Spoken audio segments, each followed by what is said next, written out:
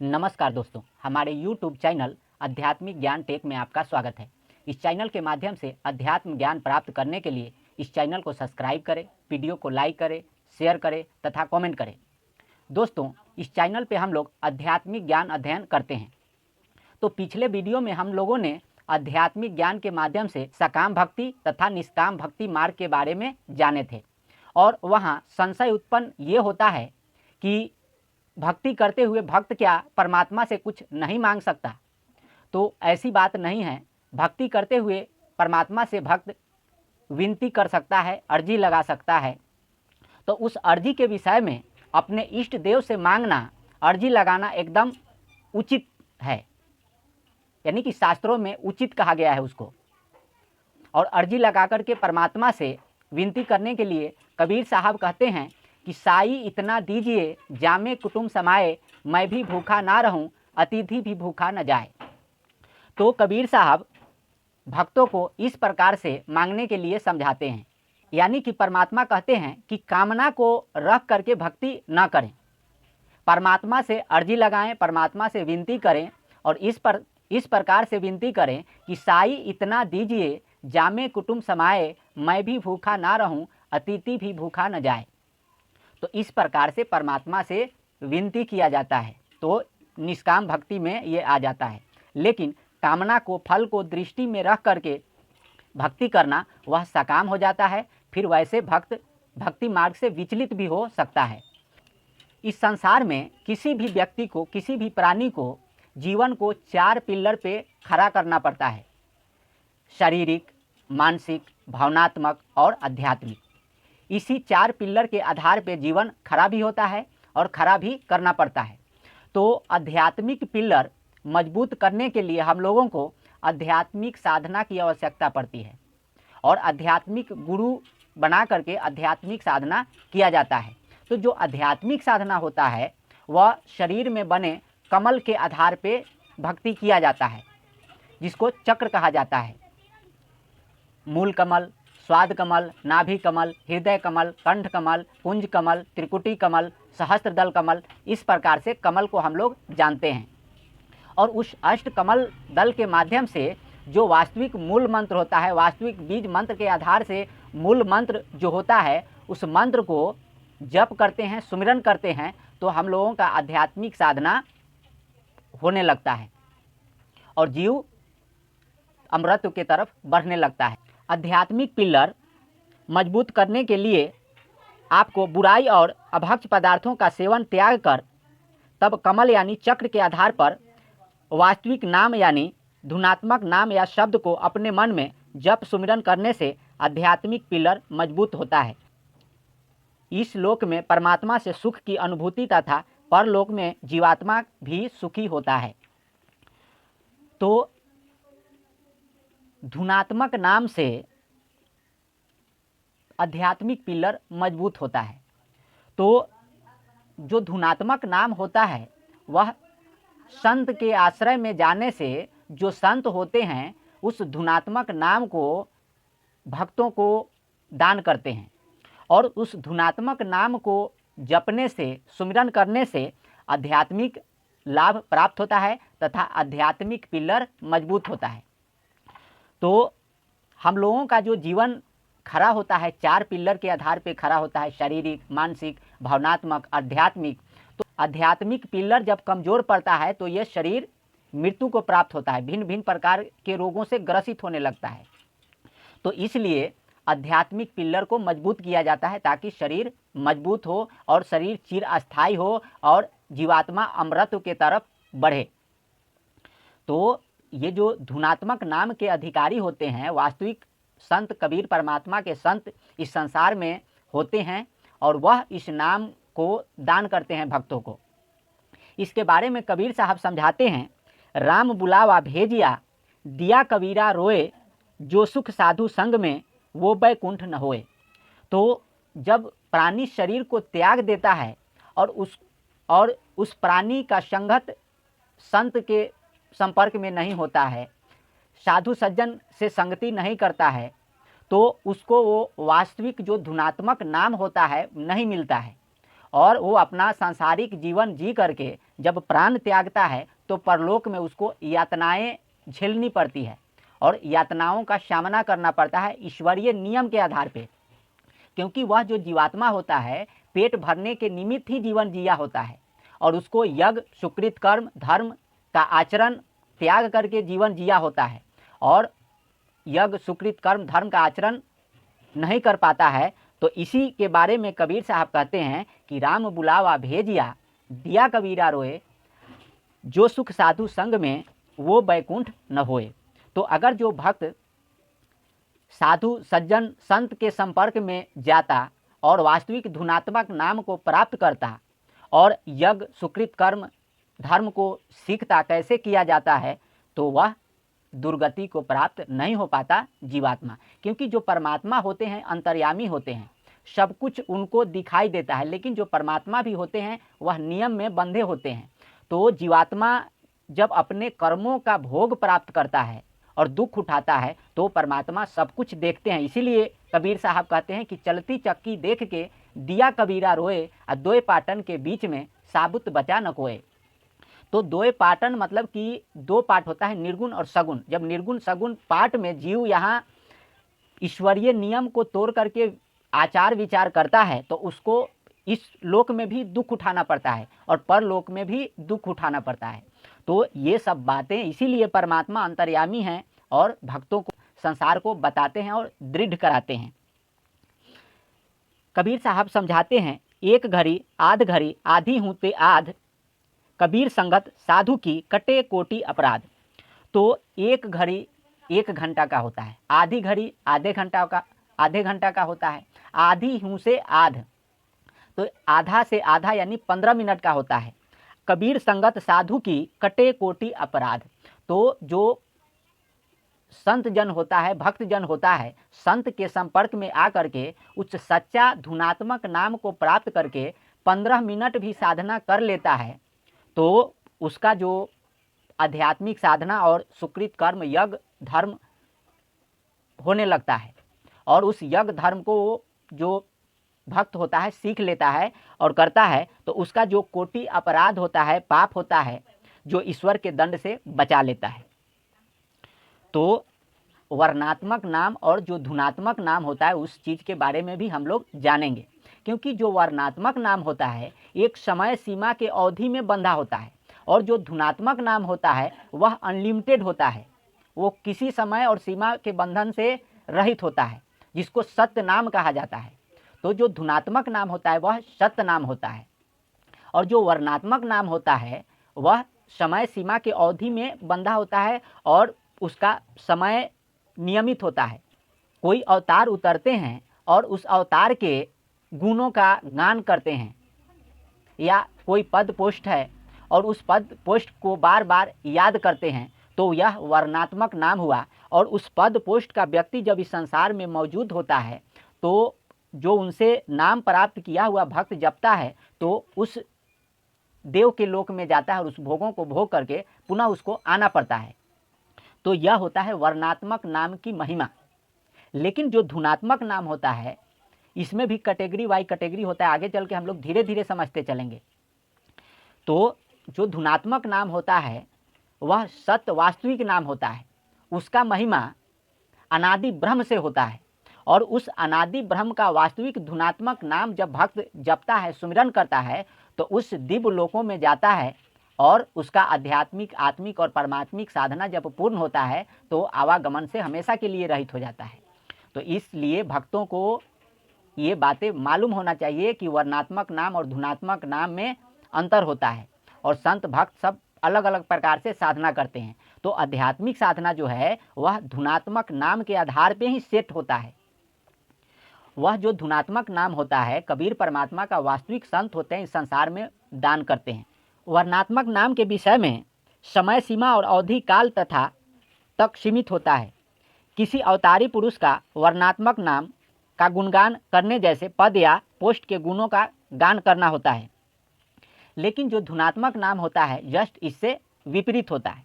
तो धुनात्मक नाम होता है परमात्मा का वास्तविक नाम, जिस नाम से परमात्मा उस लोक में विराजमान हैं तथा उनके नाम का भय सब मानता है। तो जो धुनात्मक नाम होता है उस नाम से परमात्मा उस दिव्य लोक में विराजमान होते हैं और उस नाम का भय सारे लोकों में सारे देव और सब मानता है। इसके बारे में कबीर साहब कहते हैं कि कबीर हमारे नाम बल 7 द्वीप 9 खंड, यम डरते सब भय करे गज रहा ब्रह्मांड। तो कबीर परमात्मा का जो वास्तविक नाम है, निरक्षर ब्रह्म का नाम है, उस नाम के भय से सारे डरते हैं और उस नाम को उच्चारित करने से जीव बंधन से छूटने लगता है और उस नाम के उच्चारण करके सुकृत कर्म यज्ञ धर्म का आचरण करने से जो जम का फंदा होता है, काल का फंदा, वो टूटने लगता है।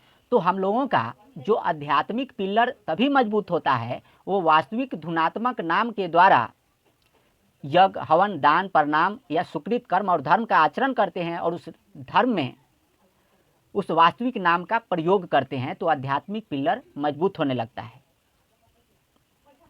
आध्यात्मिक पिलर वास्तविक नाम के जप सुमिरन तथा वास्तविक नाम को उच्चारित करके यज्ञ सुकृत कर्म तथा धर्म का आचरण करने से होता है।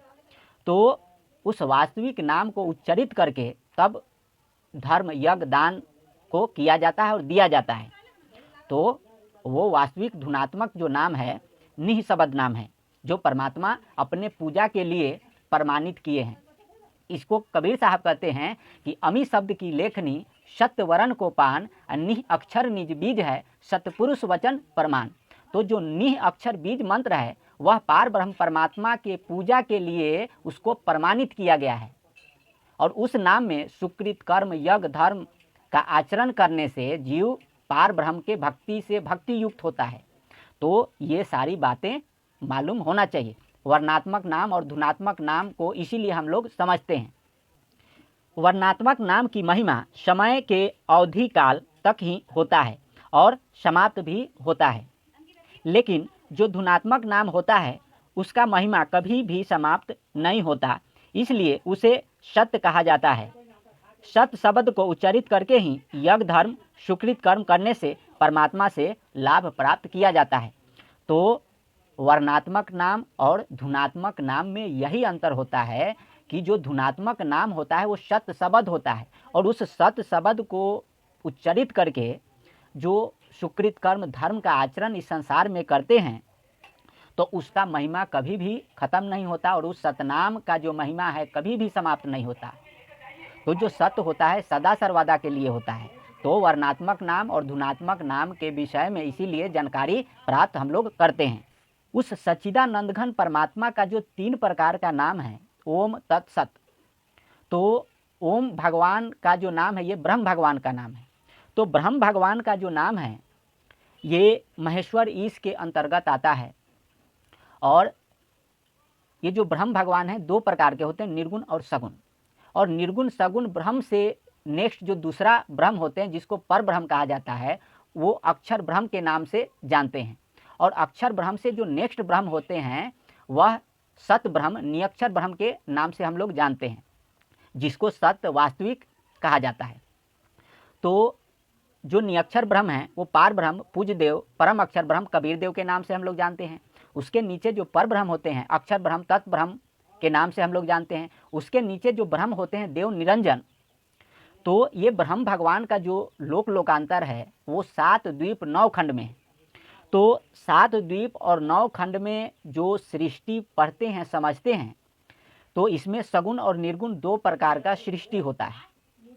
तो महेश्वर और माता दुर्गा जी से जो पहला पुत्र उत्पन्न हुआ विष्णु जी, उस विष्णु जी ने 64,000 दिव्य वर्ष तक तप करके मह तत्व प्राप्त किए और मह तत्व के मर्यादा को तोड़ते हुए जल पे शयन किए और जल पे शयन करने के कारण उनका श्रुति सम्मत नाम नारायण प्रसिद्ध हुआ और उनके नाभि कमल से हिरण्यगर्भ और रजोगुण सृष्टि का विस्तार हुआ है।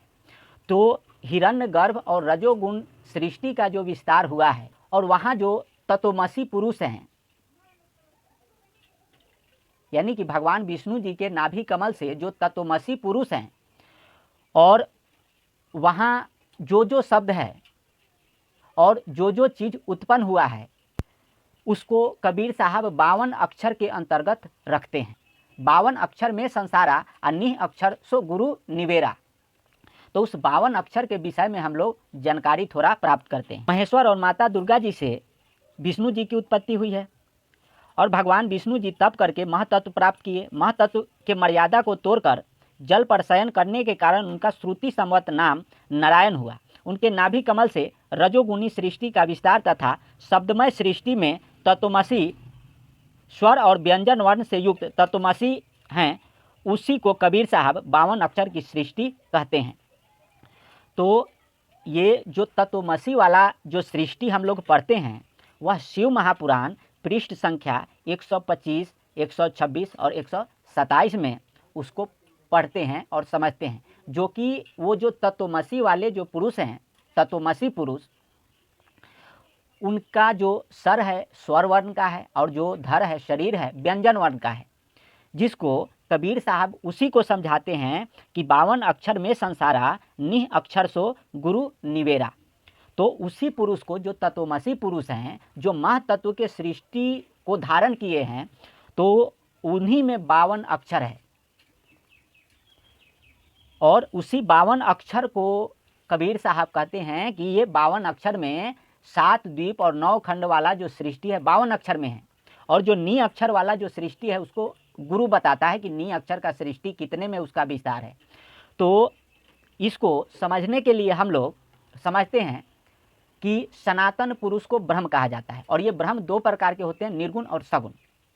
और ब्रह्म से नेक्स्ट जो पर ब्रह्म पुरुष हैं, जिनको तत् ब्रह्म अक्षर ब्रह्म के नाम से जानते हैं, और पर ब्रह्म से ऊपर पार ब्रह्म निअक्षर ब्रह्म कहा जाता है, जिसको कबीर साहब के नाम से कहा जाता है, जो 88,000 द्वीप के सृष्टि के मालिक हैं।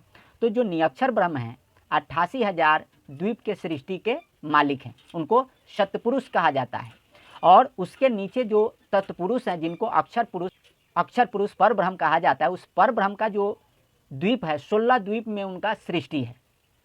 उसके नीचे जो ब्रह्म कहा जाता है, जिनको ईश्वर देव निरंजन कहा जाता है, ब्रह्म देव निरंजन का जो सृष्टि है 7 द्वीप और 9 खंड में सृष्टि है। तो 7 द्वीप और 9 खंड में जब ब्रह्म भगवान अपना सृष्टि का विस्तार करते हैं तो सगुण निर्गुण से सगुण रूप बनाते हैं, और महेश्वर और महेश्वरी से जो पहला पुत्र उत्पन्न होता है विष्णु जी 64,000। तो 64,000 दिव्य वर्ष तक जब भगवान विष्णु जी तप किए तो उनका तप निष्फल चला गया। तो महेश्वर फिर भगवान विष्णु जी को कहे कि दोबारा तप करो, और महतत्व प्राप्त किए, और महतत्व से जो सृष्टि का विस्तार हुआ, और उनके हिरण्य गर्भ से जो तत्वमसी पुरुष है, जिसको ओम तत्वमसी कहा जाता है, यानी कि ओम के अंतर्गत जो तत्वमसी पुरुष हैं वह 52 अक्षर का सृष्टि यहाँ से विस्तार हुआ, जिसको कबीर साहब कहते हैं कि 52 अक्षर में संसारा अन्य अक्षर सो गुरु निवेरा।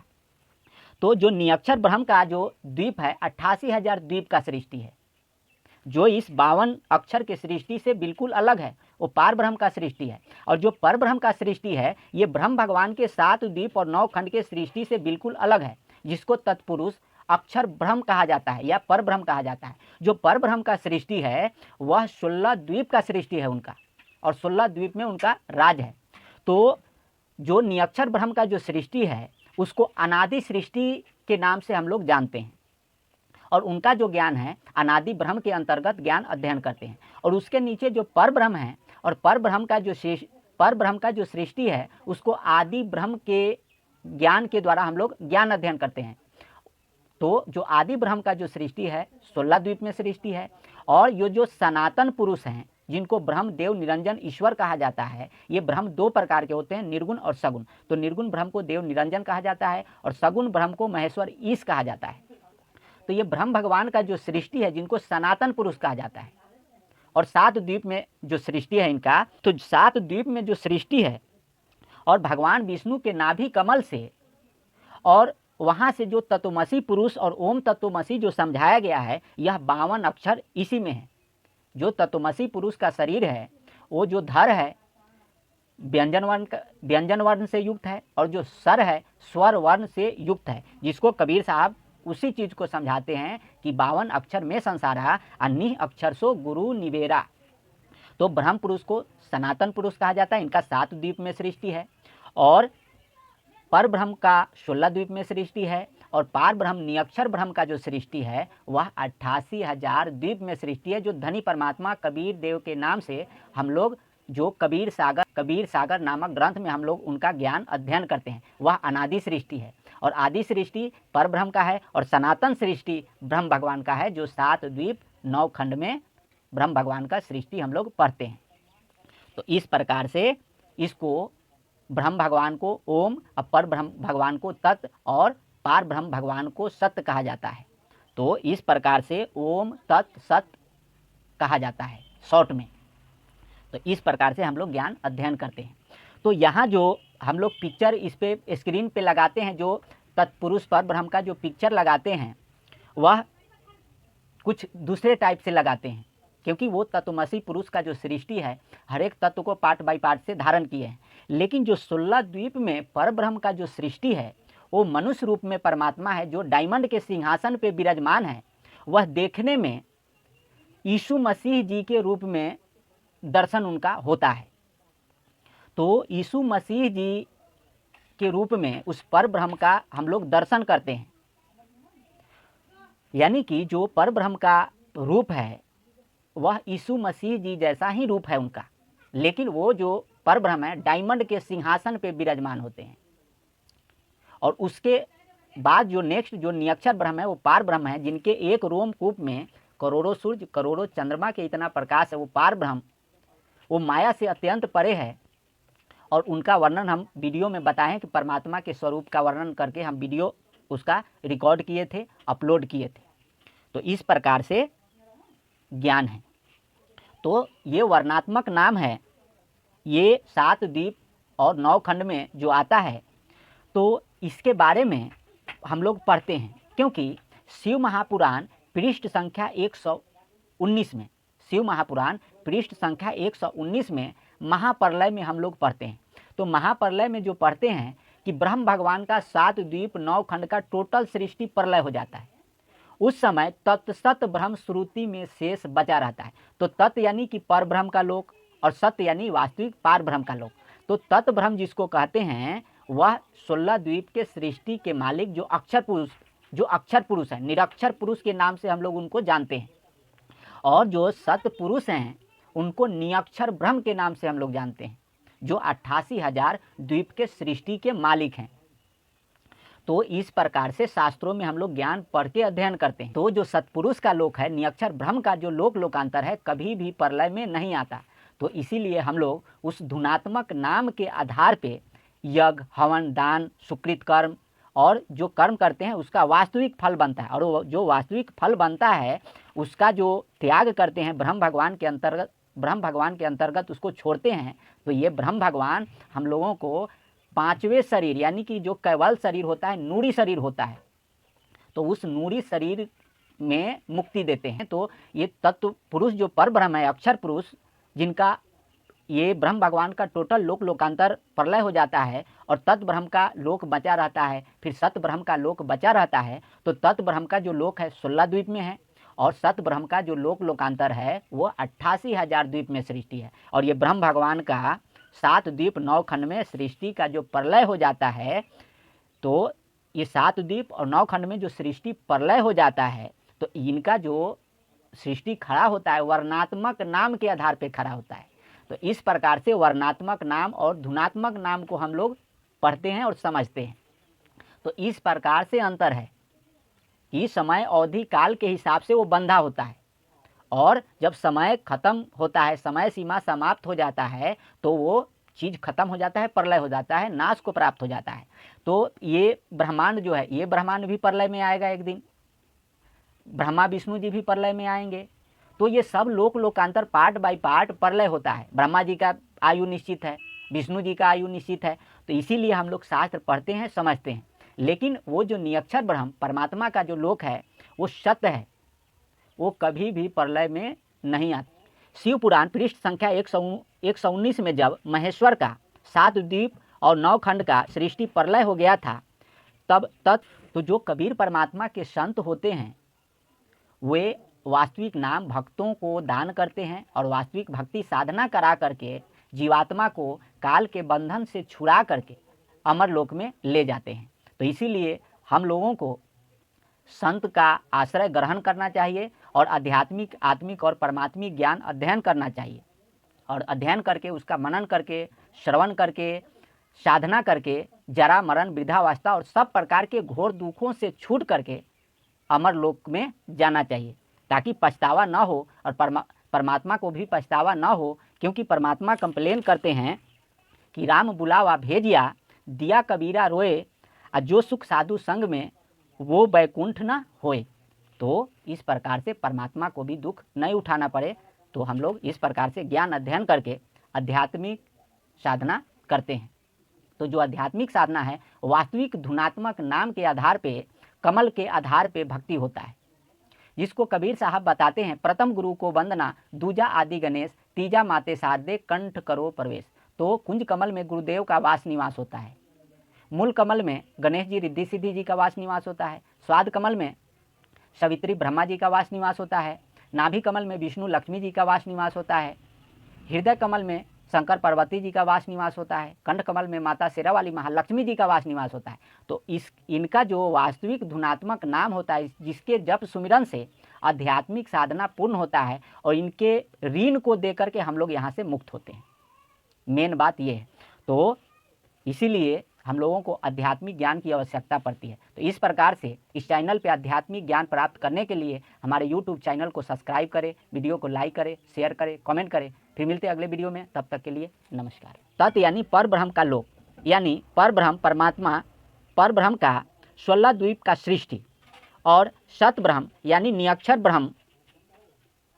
ब्रह्म का लोक शेष बचा हुआ था, यानी नियक्षर ब्रह्म का 88,000 द्वीप शेष बचा हुआ था, जो महाप्रलय में भी बचा हुआ था। तो तत् ब्रह्म का लोक और सत ब्रह्म का जो लोक बचा हुआ था, शिव महापुराण में हम लोग पढ़ते हैं पृष्ठ संख्या 119 में। तो तत् यानी पर ब्रह्म और सत यानी पार ब्रह्म, नियक्षर ब्रह्म। तो ये सब लोक लोकांतर बचा होता है। तो मुक्ति के लिए इसीलिए आध्यात्मिक, आत्मिक और परमात्मिक साधना किया जाता है वास्तविक धुनात्मक नाम से, तो वास्तविक रिजल्ट मिलता है, जिसको गरीबदास जी बताते हैं कि किलियम ओम हरियम श्रियम सोहम सुरती लगावे, 5 नाम गायत्री गैबी आत्म तत्व जगावे। तो ये जो संत हुए थे, गरीबदास जी कबीर साहब की तरफ से आध्यात्मिक ज्ञान के हेड टीचर हैं, और वो आध्यात्मिक ज्ञान पढ़ाए हैं और उनका ज्ञान मान्य है। तो हम लोग पढ़ के उनका ज्ञान भी मनन करते हैं और समझते हैं।